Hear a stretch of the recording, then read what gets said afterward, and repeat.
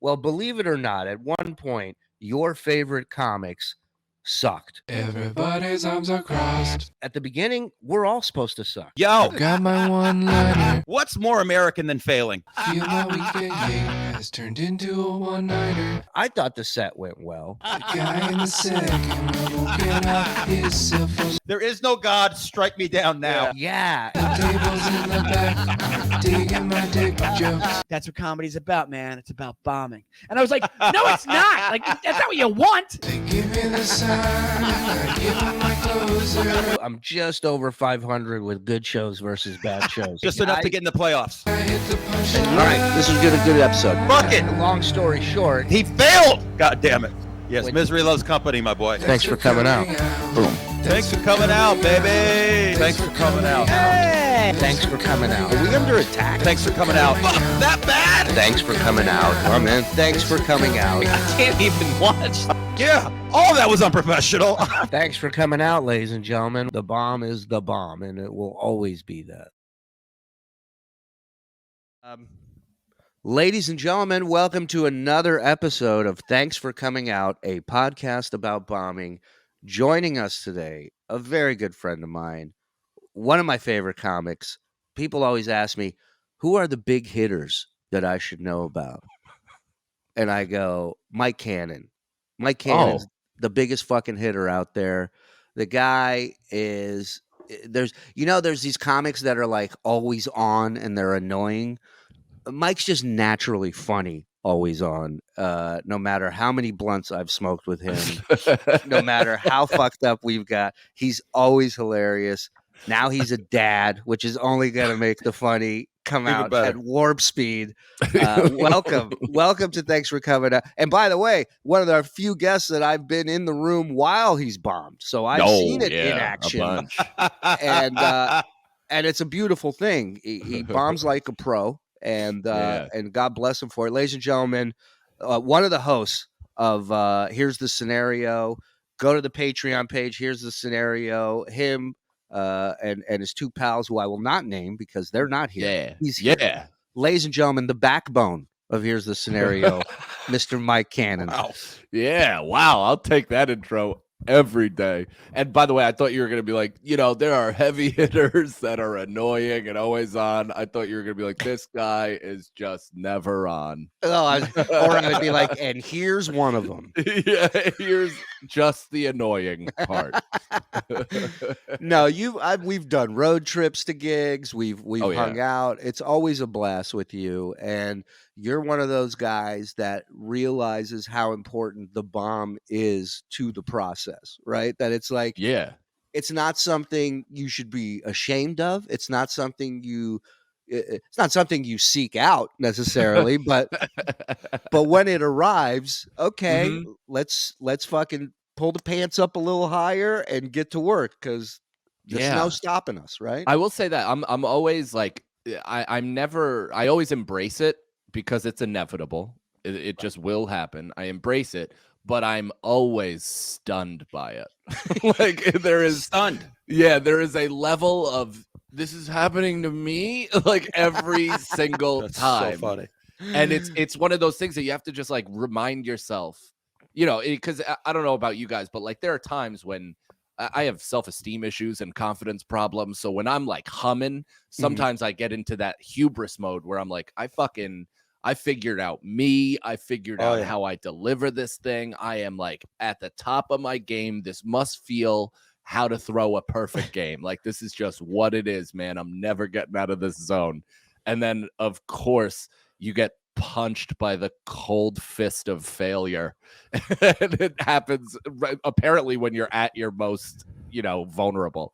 Yeah, go ahead, James. You just have no idea when it happens. So, like you're saying, you start feeling that you're invincible, and then in the middle of it, like you'll think to yourself, "Wait, am I invincible?" Like while you're delivering jokes that are getting nothing, and then you start thinking that every laugh you got before was a fucking fraud. Yeah. I've always done it in like state, like when they do those fundraisers and they fill up that thermometer and it just keeps going up and up, right? So for me, we've done those together. Yeah, that's right. So we've been while bombing doing those, by the way. I've been on stage where I'm like, the first joke bombs and you're like, all right, well, maybe that's on them, right? And then the Mhm. second, and you go, and then by the fourth joke, you going, is it me? Oh. Am I this bad? Like, is Yeah. this is odd. It hasn't gotten this bad. And you forget when you're up there in it all the other horrific times. And Yeah. it feels new every time. Right? That's so true. You honestly do. We discuss it like, when you get something and if it took you years to get something, you No. forget that it took you years. No, I don't know what it's like to get But you something. forget that for 8 years, you're like, I wish I got this. And it didn't. Like bombing's like that too. You forget that you have bombed and then it's like all in your rearview mirror. And then it happens again and all the bombs come back. It's like every wound got opened up again. Yeah. It's just a way to be like, hey, asshole, this is who you are. Don't forget this part of you. Mhm. And for me, like, people, the metaphor that I've heard a lot is like quicksand. Like it feels like Oh, dude. quicksand, like you get caught in it, and the harder you fight, you obviously sink lower. And I think that's a really good metaphor. But for me, it feels like I'm in the woods with not enough jacket. Like I'm just so brittle and unprotected, but I'm like trying my best to pull the tatters of cloth over my body Oh my to God. keep warm, but I'm just shaking and shivering and moving unnaturally, and nothing about it is like capable. I love the quicksand analogy. It made me think of another one. It's like something's happening to you on the train and everyone's just filming it. No one's helping you, right? Like, You're getting world starred. You feel Yeah. like you're being in Yeah. a world star and you can't get out of it. Yes. you're just being attacked. Something's happening to you, and people are just going, "Wow, that looks brutal. Look at that." Oh my God. Taking Glad it I'm a not that guy. lumping. Yeah. Mike, the next time I bomb, which could be very well tonight, if Uh-huh. I'm not having fun, I'm just going to say on stage, I feel like I'm in the woods and I don't have enough jacket. I will do that going forward with any time I'm not having fun on stage or the crowd stinks or I stink. I will say that out loud. I'm That will be going forward. Yes. I'm mad that the title of this podcast is "Thanks for Coming Out," a podcast about. I would rather it be called "In the Woods with Not Enough Jacket." Not enough jacket. That'll be the spinoff episode. That's just brilliant. Not enough jacket. Yeah, it really it's a little jacket, but definitely not enough. So Yeah. let's get into your bombing history, No. Mike. If this is like inside the actor's studio, you've died a miserable death so many times. And then you said cunt in front of an old lady. Well, that's what I was doing well.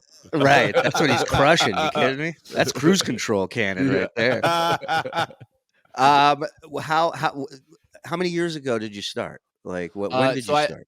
I started doing in 08. Like Okay. I started at a Broadway Comedy Club. I did The World, which basically boy. you would have to hand out flyers in Times Square, and I was so underprepared that I didn't know like I've obviously lived in New York my entire life. I've experienced our winters, but I've never like sustained myself outside in New York City during February. And Oh, I boy. remember wearing like Converse, just tied up canvas sneakers and not enough jacket Not enough and jacket. jeans. And I'm just like passing out flyers and people are telling me to go fuck myself. And it's, then you take your frozen body, you finally get 2 or 3 people, you bring them up, and then you get to do 5 minutes and you're barely thought out. You've had absolutely zero time to consider your act or funny or what you even have of that, which for me was zero. And you just like, pretty much eat shit starting comedy for the first time every single night because you had that little carried over from the past experience. It is funny that it's like taking a delivery driver and going, now sell the product that you're Yeah. delivering. And Yeah. it's like, dude, all I'm doing is driving. Like, sell Yeah. what? Like, I don't know what you're talking about. And the It- environment is not a welcoming environment because everybody else that brought people lied to them in order Yeah, to get them Tina in the Fey. room. Tina Fey's doing Fey. stand-up. Yeah, that happened to me. I was the last one on a Friday night show, and this fucking woman at Broadway just sitting there with her fucking arms folded, miserable. And after 5 minutes, I just go, "What's up?" And she says, we were told Tina Fey was going to be here. That's so great. I said, this has been a 2.5-hour show. At what point did you think Tina Fey was coming out in front of 14 people? You out of your fucking mind? Not to mention, you're not a big fan because you didn't know she doesn't do stand-up. Yeah. Right. Dummy. I just told her, I go, I'm Tina Fey, and fuck you for pointing out that I've hit the wall. What an asshole. Sieging process. So you start out bombing on a regular basis. That's no different from us in Vegas. We were playing to the casino crowds that were there because they bought a steak at the coffee shop. They weren't there because they were fans of comedy. What would you say was like, did you ever have a bomb where you're like, I don't think I want to do this anymore? Or was that at the end of a lot of them and then you just kind of mellowed out? You know what, dude? I had so much like self-delusion and romanticization of the career that I just thought it's what you have to do. Like, I just assumed that getting beat up and going through this process and handing out flyers in sub-zero temperature and like, you know, going up in front of fucking Swiss people that can't even say hello. You know, I thought that was all. I thought Eddie Murphy did the same shit. Like, you know, it's just like you get to trick yourself enough to where I always thought that it was kind of awesome after. Like, I obviously felt bad about myself and my ability, but I always also considered it like a story, like something I can talk about and tell my friends and whatever. And it's funny. And for the most part, it was. But if you try to tell non-comics about your funny bomb, they just feel bad for you. They all become parents. They all become, but you said something funny in the cab the other day. Shut up, stupid. I don't care. It's okay. It's part of it. You know, we have to. I like that you were fantasizing about it, and you were like, "Yo, this is how everyone paid their dues, including Tina Fey." And that's Tina was writing scripts for 30 Rock and getting booed at the bagelry. But you're also not necessarily wrong. I mean, the Eddie Murphys, the Chappelles, the Dices, those are, you know, comets, man. Those are rare things. The rest of us, that is the process. That is how you do it. And while it's like a sweatshop for comedy, right? You have to start at the bottom, which is lying to people to their faces to get them in the room, where you go up with no material, no experience, and like, not only did this guy lie to us, but he's the worst one here. He's aggressively bad. What was your technique in that? So I'm fascinated by this because you're the first person we've had on who admitted to like barking and having to sell tickets. So like what did you say to get people in? Did you ever stretch the truth? And what was worse, bombing trying to get people in, or bombing while you're on stage doing what you actually want to do? Because I have the feeling being rejected in the cold with not enough jacket, if we're going to go back to that, has got to sting pretty badly. I don't know if it stings as bad as on stage, but yeah. Well, that was the worst part, I think, because it wasn't getting me better. Like, I come from an athlete background where it's like, at the very least, I can take a failure on stage as a lesson and like, you know, change things, maybe listen, watch some game tape, like figure out what I'm doing wrong or try to adjust. But if you're outside and you're bombing and it's like, oh, well, maybe if I do this, like, as soon as I started thinking about how to be a better ticket seller, I started drinking instead. So I literally, I swear to God, after like a month of barking, I was like, I have a better idea. I'm going to go into Charlie O's in Times Square, I'm going to have several Long Island iced teas with Thompson Plyler. I don't know if you remember that name. No. So him and I would just polish a few off, have a great conversation in Charlie O's, and then pass 2 tickets to like whoever was sitting at the bar with us for happy hour, and they would usually come. So we were like, not only did we stay warm, we got hammered for like $7, and we just got 2 people in that were drinking with us. Well, it's also the approach is you're not comfortable. Nobody is standing outside and interrupting people who are walking through the city, experiencing something on their own. Maybe some of them even for the first time. And now you're that stick in the fucking wheel that's like, hey, you a fan of Jackie Mason or whatever the fuck it is, you know? And it's like, who the fuck is this guy? So now you're in an environment where you're comfortable, you're happy, you're buzzed. now the sales technique is natural, right? So it's like, Yeah. And plus we weren't even trying. Like we literally were like, whatever, like we'll throw these out before we do anything, because there was no rule at the time where you had to succeed at passing out the tickets. Like that actually came later. Where they were like, if you don't get 2 people, which by the way, if like somebody told me after 4 hours of standing outside that I don't get 5 minutes, I would have fucking punched them directly in their head. Like, nobody would keep me from the stage in that situation. I would legitimately violently attack them. But we were able to kind of like, sometimes we succeed, sometimes we wouldn't, sometimes we get people in like a couple days later if they were visiting on their trip, but yeah, dude, I always felt that if I had the mentality of getting good at barking, then I was wrong. I was doing the wrong thing. And the comics that I knew that were good were terrible comics. Right. Like they were great at being shameless, which helps. It's an element of comedy, but it's not like that's not what I wanted to be good at all.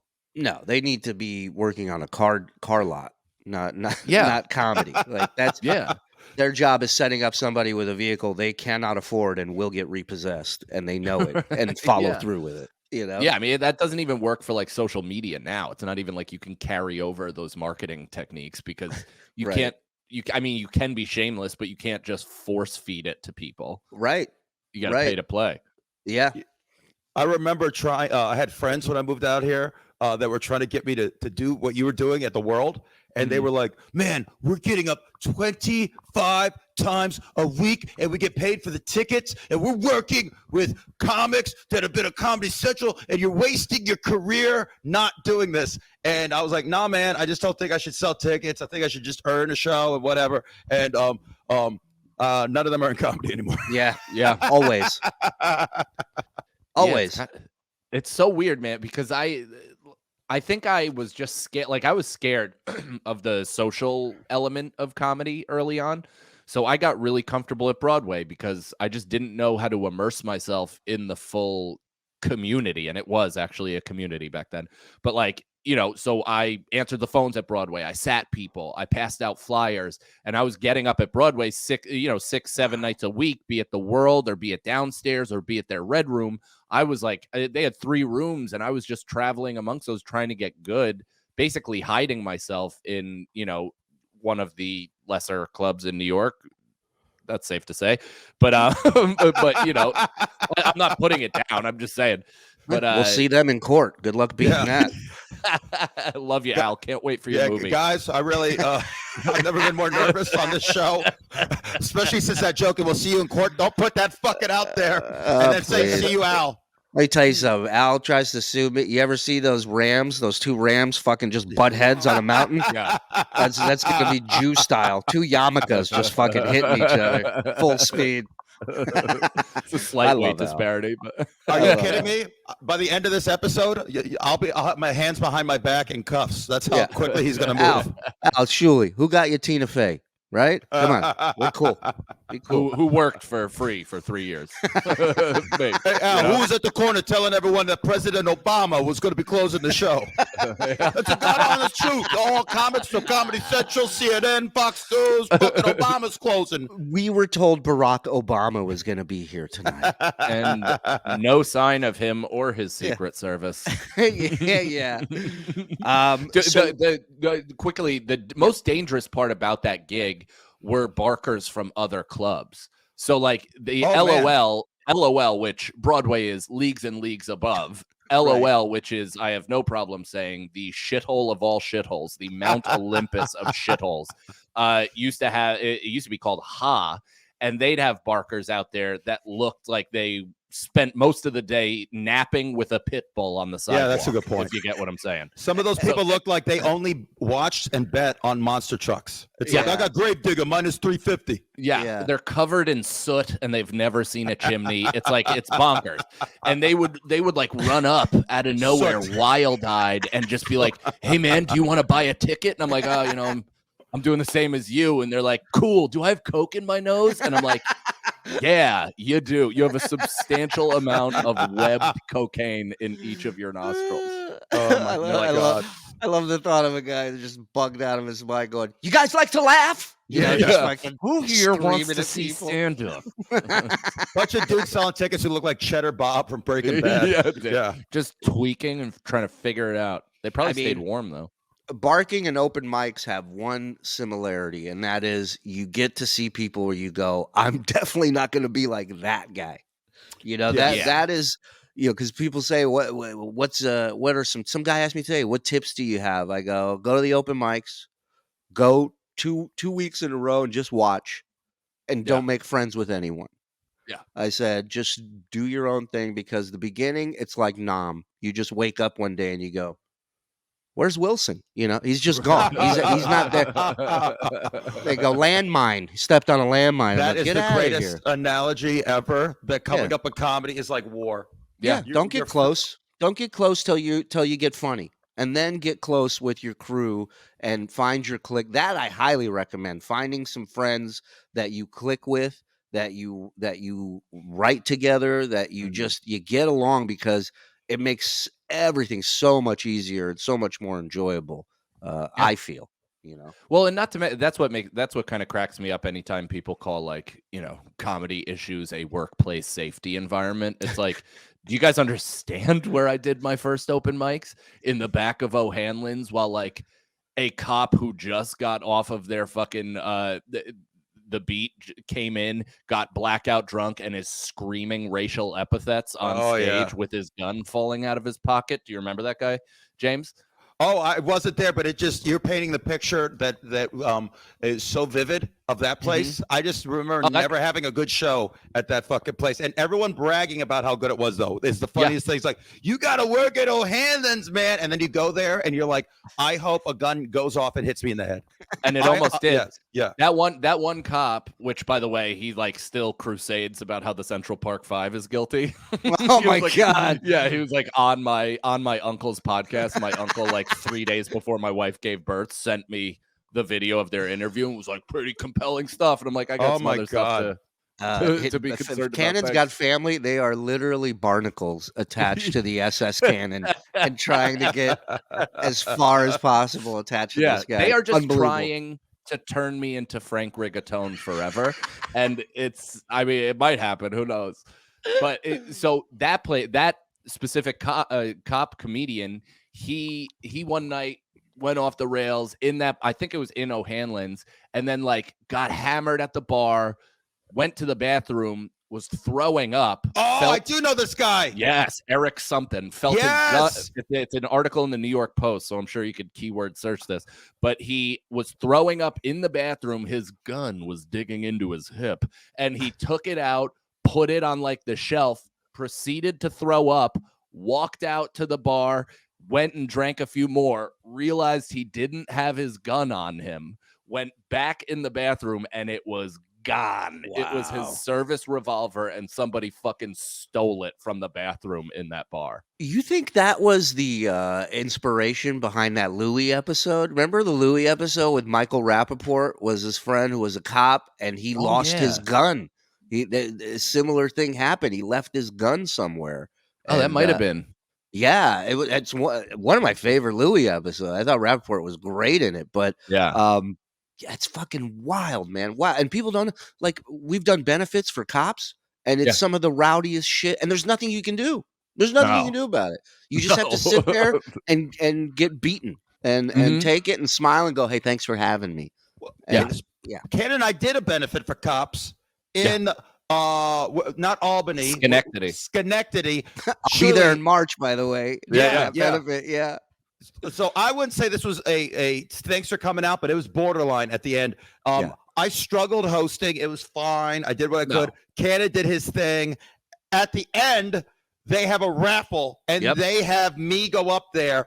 And it is the worst monkeys throwing shit chaos that I've ever been a part of. And that's saying, and I just put out a fucking album of check spots. And I'm telling you, this was worse than any story my old ass aunts told me about going to hell. And Mike, out of the kindness of his heart, after having a good set and being loved by these cops, probably related to half of them, and He jumps on stage to take half the bullet with me and turns to me. He's like, "This is the worst fucking few minutes of my career. We just got our teeth knocked out." They didn't even want the raffle. They were so drunk. And Mike had a friend who was having a wild night. Oh my God, Spess, who the legendary Spess. He just hung up his drinking jersey, hopefully for good. I'm proud of him for doing that. But so Spess came with us for the trip. I just one of those things. We had a hard party night the night before, and so the next morning he's just ripe to be pushed into whatever. And I'm like, "Hey, buddy, I got a hotel. There's a casino. Let's do this. Let's go to Schenectady." And it's like, fucking done. He gets hammered on the drive up. I go take a nap before the show. He wins in a blackout haze $750 from the casino. Comes back, is unrecognizable. Shuli. Not like the same person, like at all. Like sweat, matted hair to his forehead, just like clothes half off, just out of it, like beer bottles coming out of every pocket. He's out of his mind.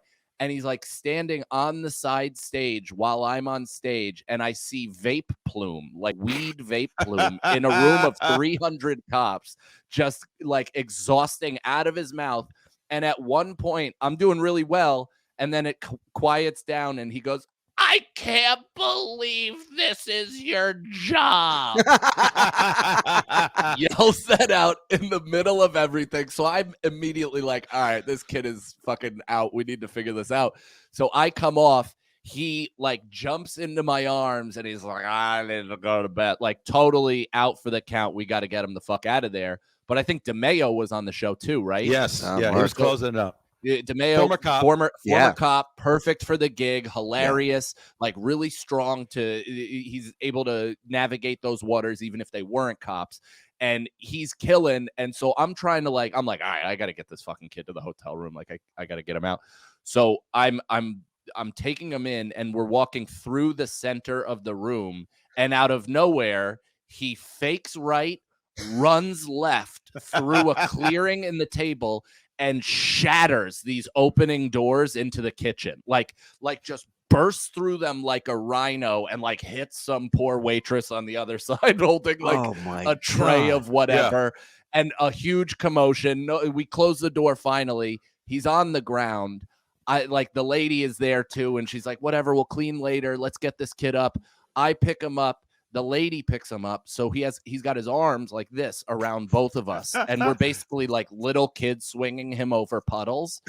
And at one point, dude, he just goes, "Let's go for a ride," and puts 100% of his weight on the lady, and the lady like her body buckled, and he just fell on her like a pile of sticks, like she was just a collapsing Jacob's ladder, and he just fucking fell directly on top of her body of kindling. And finally some 18-year-old gorgeous boy waiter came over and like carried him like a new bride from the fucking venue to the 400 yards to the hotel room. That guy was my hero too. I'm doing that gig in March. I did it before with our buddy Mike Feeney, and much like you can, and he came up on stage at the end with the raffle with me.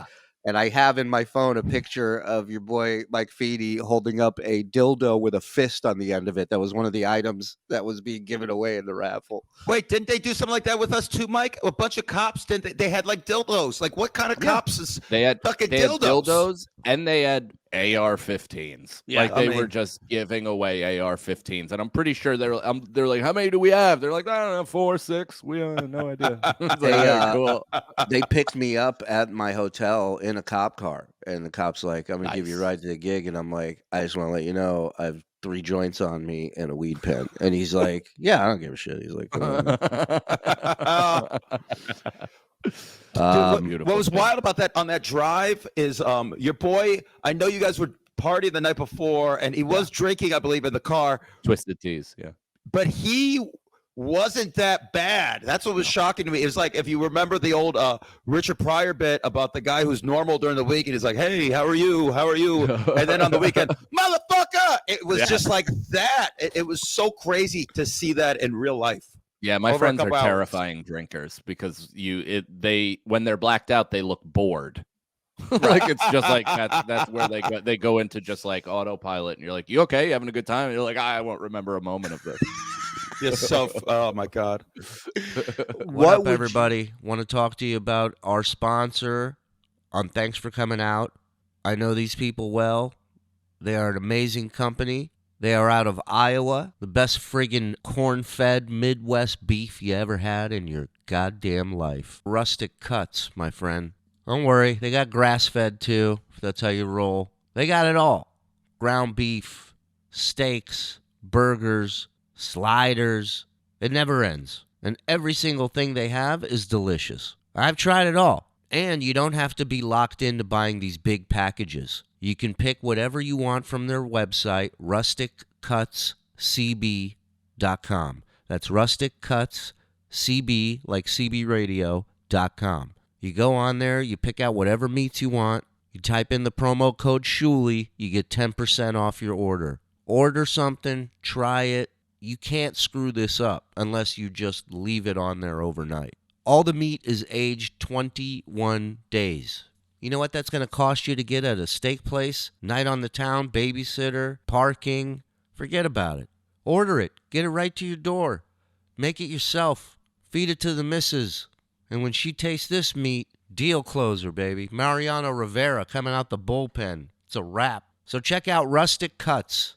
rusticcutscb.com. They're the sponsor for Thanks for Coming Out. And we want to thank them for coming out. And make sure you use the promo code Shuli, and you'll get 10% off. Now, back to the show. What would you say, Cannon? Do you have a worst bomb that you recall, or maybe like a top three? But I mean, we all have that one bomb that we will never forget. I have a lot of them, like small, not even just small ones, but like quick hitter stories almost. Yeah. Like cop gigs are either incredible or they're really tough. Nothing in the middle.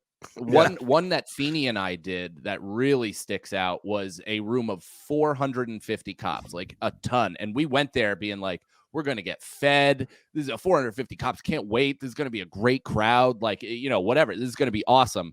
And we get there and the food is like white bread with like greasy ass steak, like some steak that you get from a lunchroom. Like like Salisbury steak? Like Salisbury steak. That's what I was looking for. God, like almost damn. dripping with brown jizz. And you're like, I don't even know. It's congealing while it's hot somehow. And you're like, I don't know what the fuck this is.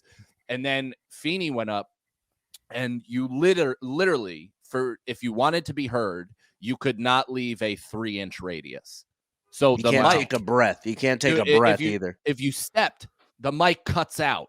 Oh and my God. And also gave feedback and also like so it's just it's assaulting to your ears as well as they can't hear you. And even if it's on full volume, only the first 4 rows could hear you. So clearly, as much thought went into this equipment as it did into the menu. It sounds like.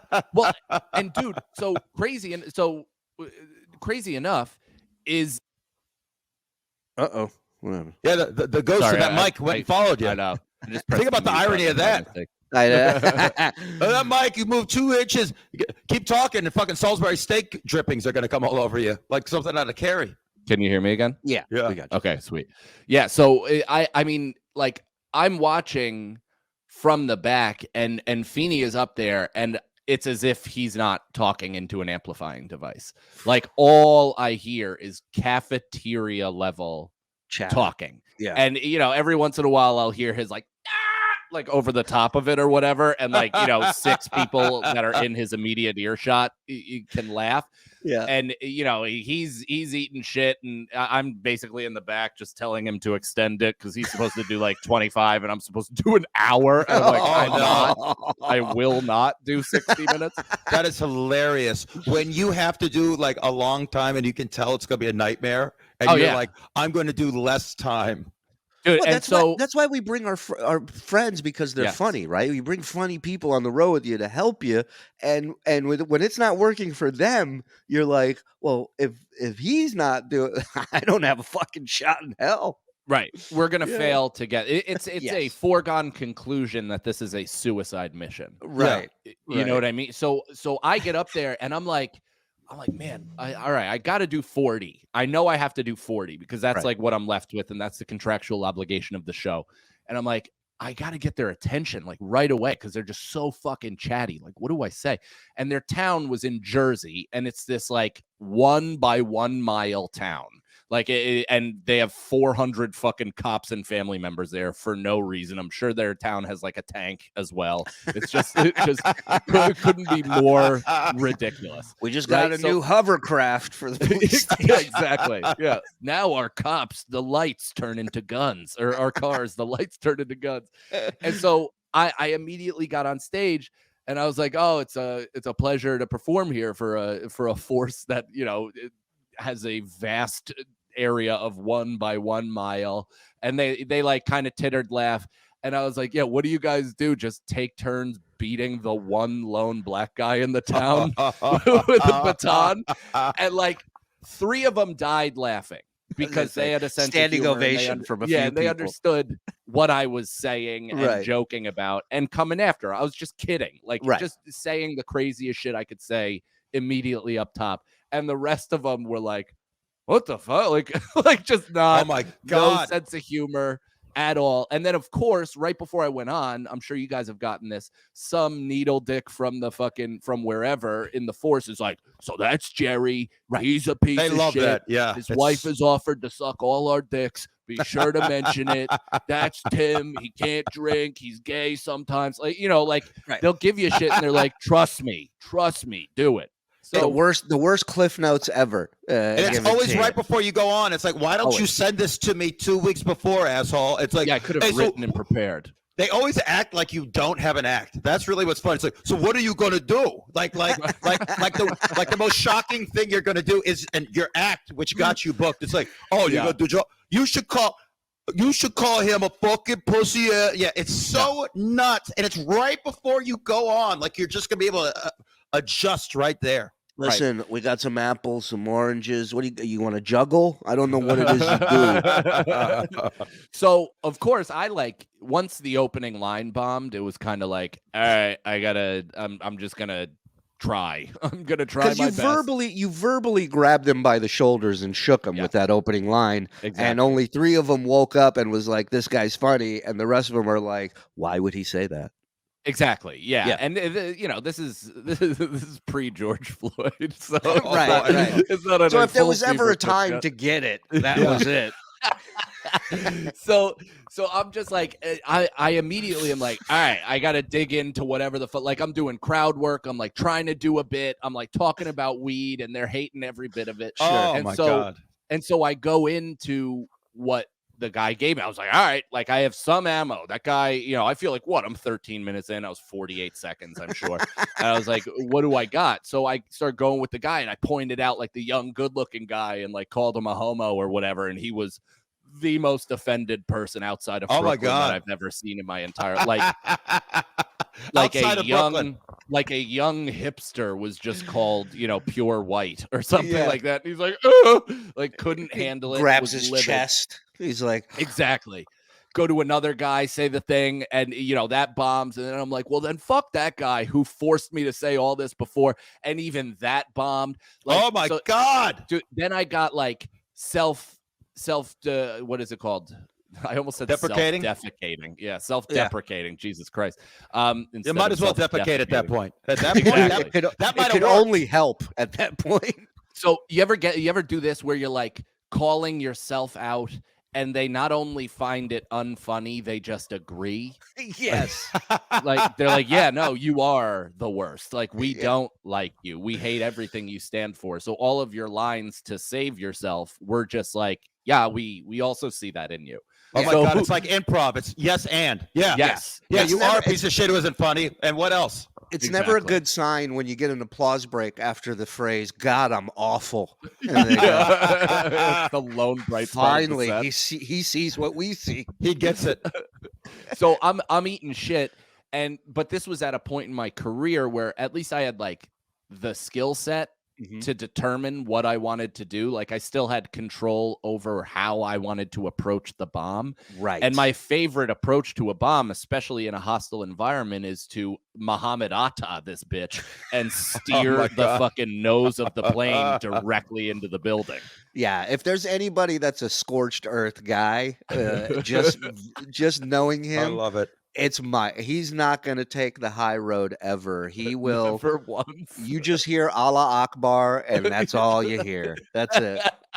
It's so hilarious. Yeah, and so I was saying every lib thing about cops I could think of, and just like being like, you guys you're worse than these liberal pussies. Like all of you guys take yourself. I was like, you guys take yourself super fucking seriously. I'm up here telling jokes and coming at you, and you guys have the balls to call somebody else a snowflake. You fucking pussies. This was your Bill Burr Philly moment. Yeah, right? yeah. This was your and it's funny that like, you know, we get to a point where we are like, fuck funny. Like, I'm just gonna let this shit out.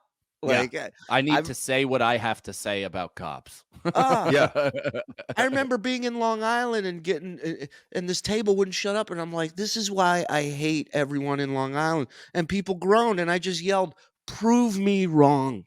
So Prove me wrong! Yeah. Show me that I'm wrong." And nobody said a fucking word. Yeah. Well, that's what's funny is like for me, I'm not anti-cop. I'm anti my family, and my family largely are cops. So a lot of that vitriol comes out on cops because it just so happened to be my family's chosen Mick profession. They get hit with shrapnel, man. What are you gonna do? So I have like a ton of that shit just stored up, ready to go. Just things that I think about my uncle, and I'm framing it, you know, as their problem.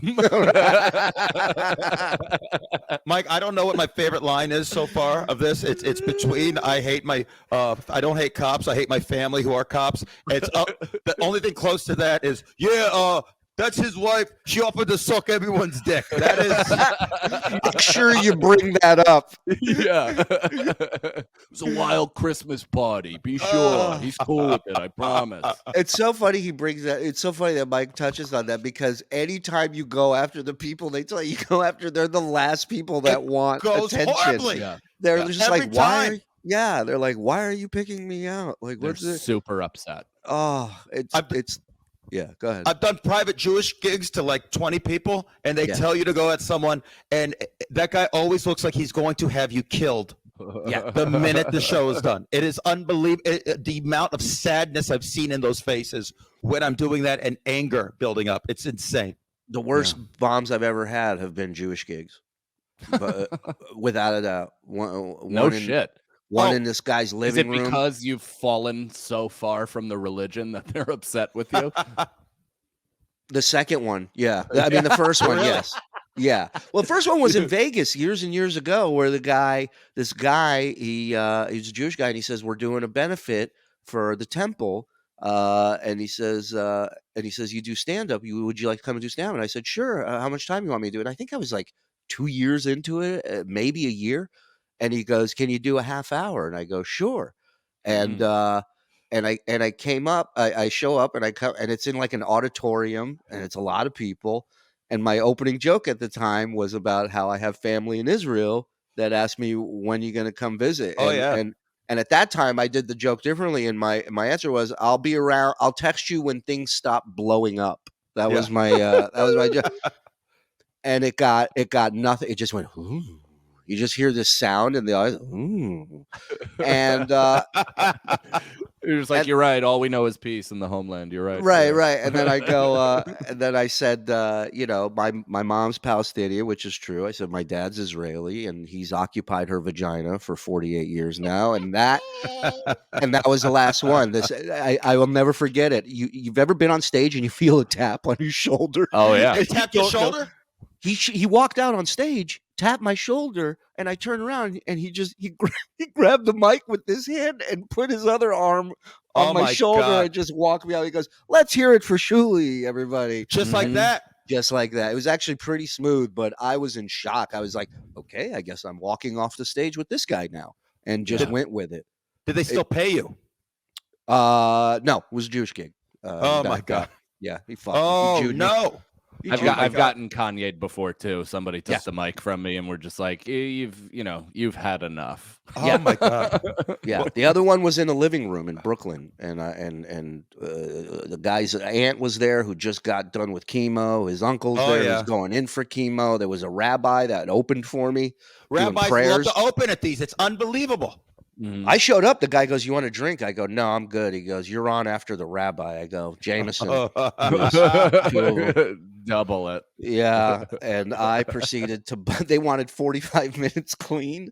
I don't have Oh my 5 God. minutes clean, dude. Oh, And my God. I was starting jokes and couldn't finish them because you get to the punchline Oh, in my your head. God. You're like, I can't say "go fuck your mother" in her asshole in this person's living room. Oh, wait, this bit ends with horse cum. Yeah, I swear to you, one bit I ended like this. I go, and you should have heard what I said. Anyways, That is hilarious. yeah, and I'll never forget there was this kid on his phone or on like a GameCube or whatever the fuck he was on. He just never picked his head up, and this one joke bombed so bad he didn't even look at me. He just went Just like and that. just kept going on the phone. Yeah, it was brutal. I bombed at my college, like Oh. at my community college, years after I had gone there, and they knew I was into comedy, and I had been doing it again similarly 2 years. So now you're showing up ready to flex and show them. Yeah. This is what I do, motherfuckers. Let me show what the 6 p.m. at the comic strip has been looking at for the last 18 months, babe. Right, it's your Rocky training montage of you at Dude, the comic strip pulling a ox cart in the snow. Yeah, and then the athletic trainer from my basketball team was there. One of the baseball coaches, like people that I had known were there, and they were excited to see me. And it was in this place that probably held like bar mitzvahs or events like that, where they had that giant like parquet dance floor. Yes. There was no stage, Right. but there was a 15 by 11 foot fucking floral centerpiece that blocked everybody's vision of you on the like. It was just insane. And I'm like trying to perform around this thing, and I'm just eating my balls because I'm filthy and bad and ugly, and I'm just bombing for 20 minutes, and then I get asked off, or then I'm done. They clap and people pretend I wasn't fully embarrassing, and then Ross Bennett, a just veteran killer comic who has done every situation you could possibly, want by cruise, bar mitzvah, wedding, you name it. He's done every corporate event. He gets up, and the first thing he does, he goes, "Move those flowers." Wow. And he just had people get up and move the flowers. He's like, "What am I gonna fucking perform and nobody can see me?" And like people are clapping, like, "Why didn't the retard before you think of that?" It's like, all right. That's the worst, because it's not even about this guy's funnier than the last guy. It's like this guy has common sense where the last guy didn't. Yeah. Like it was my job to dress the room before while I'm doing it. Folks, thanks for coming out. Interior decorator, comic Mike Cannon here with you. Let's get our feng shui on, guys. Yeah. Well, and then Ross is like of their age. Like I think I was 24 or 25. So they already hate me because of just who I am to them. Right. And like Ross is just murdering with like parent shit, adult shit, like all that stuff. And to the point where I'm like in the back, just like, I guess I'm blacking out for this bus ride back to Queens. And that's exactly what I did. I just shoveled vodka into my mouth, made 300 guilty dollars because I bombed, and it was probably the most money I ever got paid up until that point. And and then just felt awful about it and went home. And people wonder why comics drink so much. That is our Men in Black eraser thing. It really is. It's like, if it goes bad, and I'm not even a drinker, but if it goes, if I need to fucking forget it, I will forget it. Trust me. Yeah. And now that even like works sometimes for the good shows too, is like sometimes you celebrate so hard that the lingering effect of success doesn't even stay around. It sucks. That's why I like not drinking, because that actually sustains the joy a little longer. But even weed has a little bit of that erasure. It can just get rid of the organic glow of the evening. I believe it's called feelings. Oh, Yeah, I believe they numb something called feelings, is what I've heard. See. But It's so funny that you say that, like, you got paid $300 and it's like your best payday and you Yeah. felt guilty. Like the first time I got like $100. Shuli, you remember there was like a theater in Henderson in Vegas that we played, and Yes. you guys worked for free, and I was the headliner, and I did 20 minutes up front, killed, and then the guy made me go back on, and I died a death, and I felt guilty taking the money, and everyone who worked at the theater gave me a dirty look. I went from hero to absolute schmuck in an hour's time, and I didn't spend that, and I needed that $100, and I didn't Yeah, spend dude. it for weeks. It just sat there because it reminded me of failure. And I was like, am I supposed to be good at this? You kind of feel like Jennifer Connelly at the end of Requiem for a Dream. You got all that money for heroin, but you had to go ass to ass. Yeah. Yeah. In probably the hottest, most disturbing scene in cinematic history. Oh, No I'm argument gonna watch there. it the minute we get done here. You out of your mind? It's It's funny that you talk about that $100 being so important, and we've told this story. But when my first paid gig, I was offered $50 to come do a spot, and I will never forget how excited I was to tell my folks, "Hey, I'm going to do stand up, and I'm getting paid this time." Right? Oh, yeah. I'm actually starting to make money at this, and I do the show, and the woman who runs the show comes up at the end to close out the show and thank everybody for coming, and she goes, "Now the comics are going to be coming around with a hat.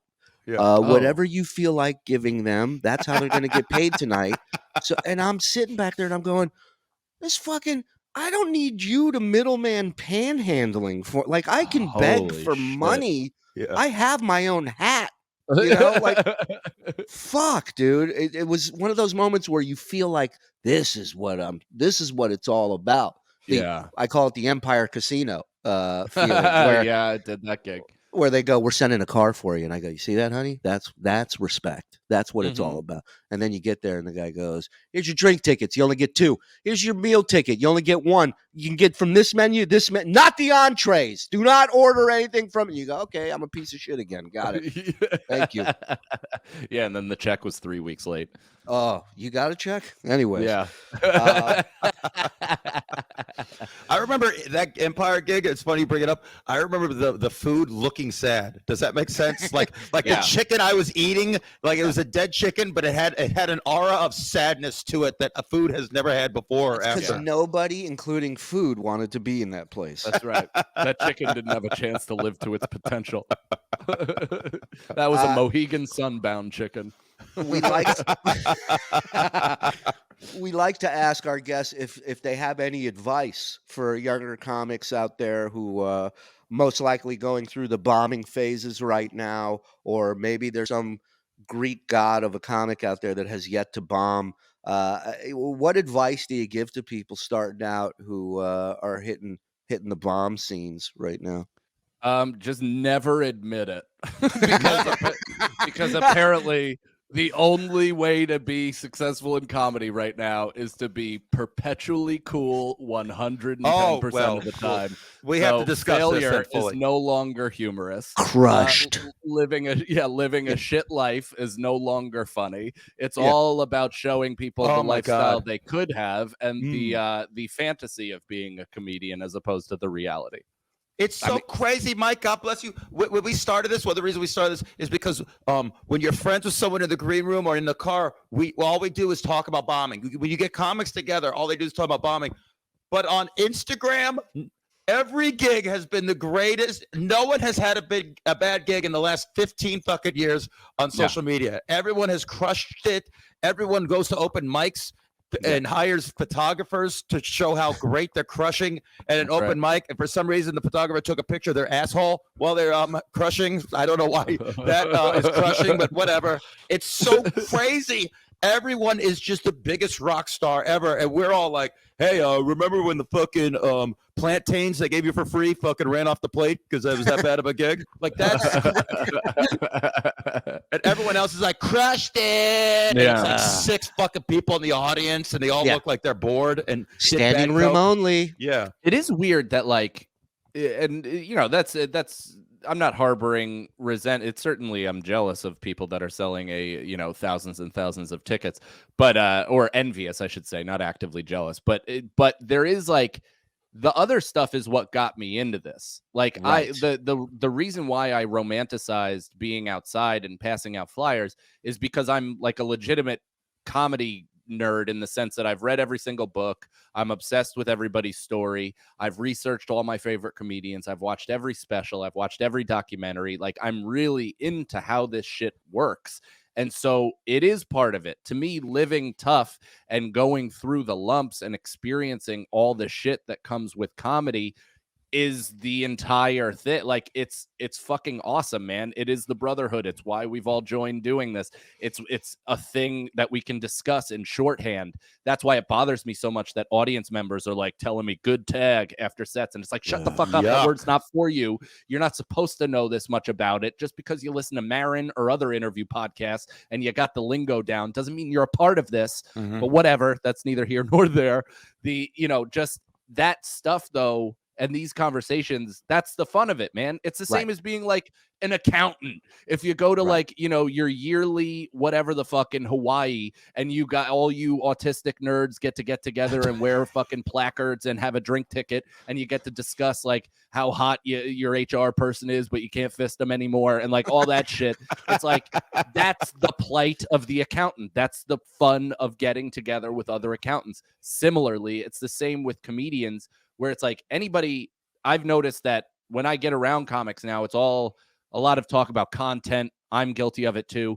Content and like success and selling tickets and algorithm and this and that. And it's like, this is making me not want to do what I love anymore because you guys turned it into something else. Like this is like some LA fuckery where we're all talking about the algorithm like it's John Hollywood, and we're waiting for him to tap us on the shoulder and tell us we have a career. Why are we discussing data?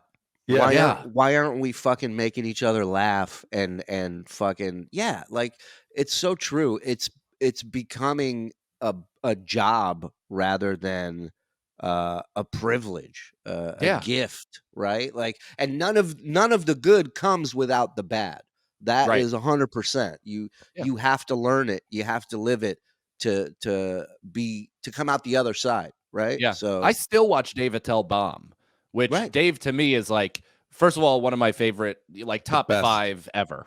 Just and for a lot of comics he is, but he's my top 1 of 1 bomb to watch because like it's unreal the way he steers the ship and has a level of don't give a fuck that's so admirable, and he can remain still so funny throughout that in his own way. So he's not like trashing himself, he's not tap dancing, he's not doing any of the bullshit. He's just being funny and embracing the suck and the bomb. But it's like that guy for me is top level. He's God mode when it comes to stand up, you in terms of just sheer ability on stage. So to watch him bomb on occasion and own it and acknowledge it and work through it, it just proves that there's no way to not.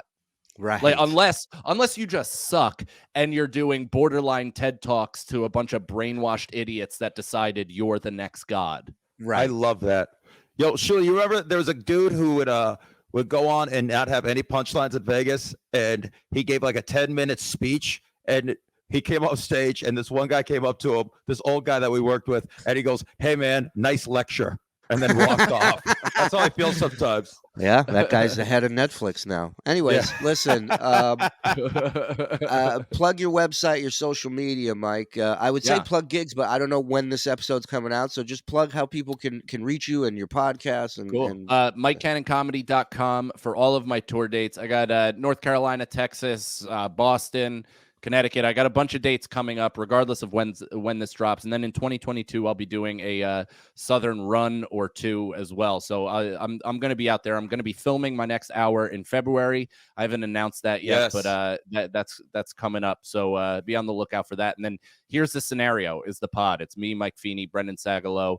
It's a hypothetical based podcast. We do what if scenarios. Super fun. Just lighthearted shit where we don't necessarily discuss the ills of the world, which are vast and endless, and instead give you kind of a place to go where you want to hear 3 idiots who are best buds fight over fantasy. The chemistry that you 3 have is great. I've been a patron, a $20 tier patron since day 1.